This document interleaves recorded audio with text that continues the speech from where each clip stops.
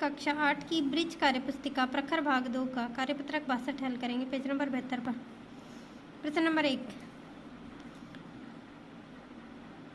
रिक्त स्थानों की पूर्ति कीजिए। तो यहाँ देखिए प्रश्न नंबर ए परिमेय एक परिमेय संख्या को ऐसी संख्या के रूप में परिभाषित किया जाता है कि जिसे p बटे q के रूप में व्यक्त किया जा सके, जहाँ p तथा q पूर्णांक हैं एवं q नॉट इजिकल टू 0। ये परिमेय संख्या की परिभाषा हमें दे रखी है। परिमेय संख्या को हम p बटे q के रूप में लिखते हैं, लेकिन यहाँ पर q 0 नहीं होना चाहिए। इसमें p बटे q के रूप में हम जो भी संख्या लिखेंगे उसमें हर वाली संख्या q 0 नहीं होनी चाहिए। तो इसे हम लिखते हैं नॉट इक्वल टू, ये साइन है नॉट इक्वल टू का। वे संख्याएं जिनको गिनने के लिए इस्तेमाल करते हैं प्राकृत संख्याएं कहलाती हैं। एक से लेकर अनंत तक की संख्याएं हम गिनने के लिए प्रयोग में लेते हैं, और ये संख्याएं कौन सी संख्याएं कहलाती है? प्राकृत संख्याएं।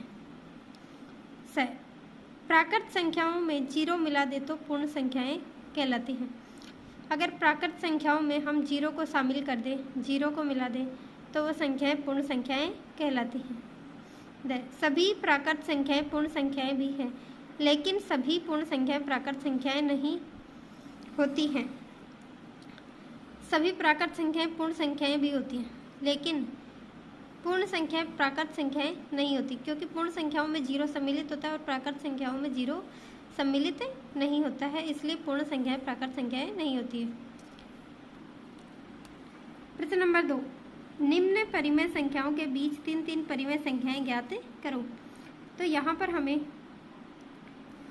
1 और 0 के बीच की 3 परिमेय संख्याएं ज्ञात करनी है। तो 1/2 माइनस का 1/2 -3/4 और माइनस के 2/3। प्रश्न 2, -2 और प्लस के 3 के बीच की 3 परिमेय संख्याएं निकालनी है। तो 1, 2 और माइनस का 1, 0 भी हो सकती है और इसके अलावा और परिमेय संख्याएं भी हो सकती है।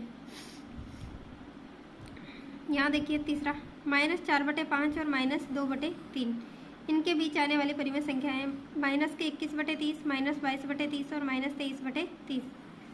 4, माइनस का 1/2 और 2/3 के बीच आने वाली 3 परिमेय संख्या हमें बतानी है। तो 1/4, 0, माइनस के 1/4। प्रश्न नंबर 3, निम्नलिखित में से उपयुक्त चिन्ह छोटे, बराबर एवं बड़े का प्रयोग करें।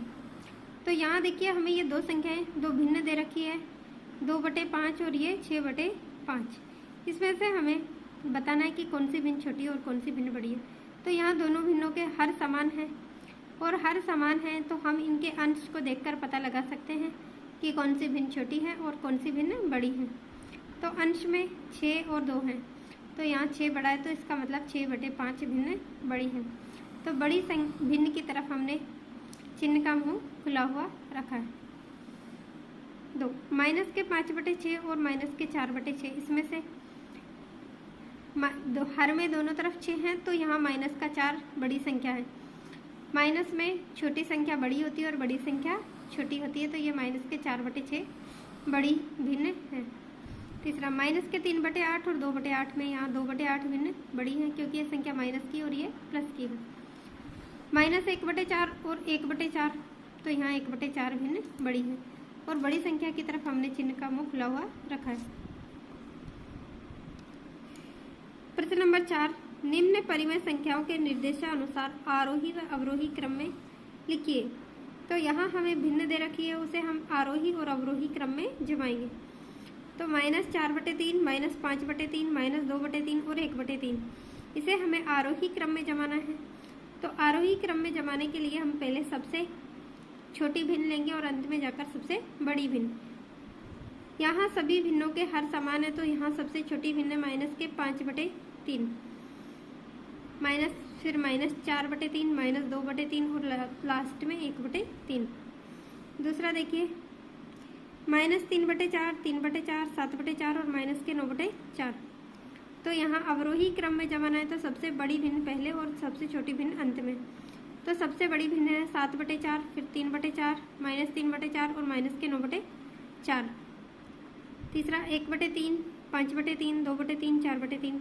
इसमें सबसे बड़ी भिन्न अवरोही क्रम में जमाना है, तो सबसे बड़ी भिन्न 5/3, फिर 4/3, 2/3 और 1/3।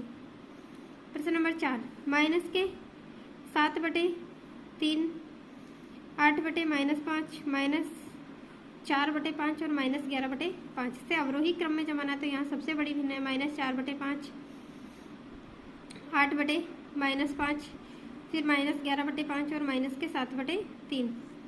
इस प्रकार से हमने सभी भिन्नों को आरोही व अवरोही क्रम में जमा दिया है। प्रश्न नंबर 5, निम्न के मान ज्ञात कीजिए। तो यहाँ देखिए पहला सवाल, -4 भाग 4/7। तो जब भी हमारे पास भाग का चिन्ह आएगा तो उसे हम सबसे पहले गुणा में बदलेंगे। तो गुणा में बदलने के लिए उसके बाद आने वाली भिन्न का हम अंश को हर और हर को अंश में बदल देंगे, उस भिन्न को उल्टा कर देंगे। तो यहाँ देखिए -4 गुणा 7/4, 4/7 था उसे हमने 7/4 कर दिया, 4 से 4 कट गया। -1 का गुणा 7 से करा तो -7। दूसरा देखिए -2/13 और ये भाग 13/7 है। तो इस भिन्न को हमने उल्टा करके कर दिया 7/13।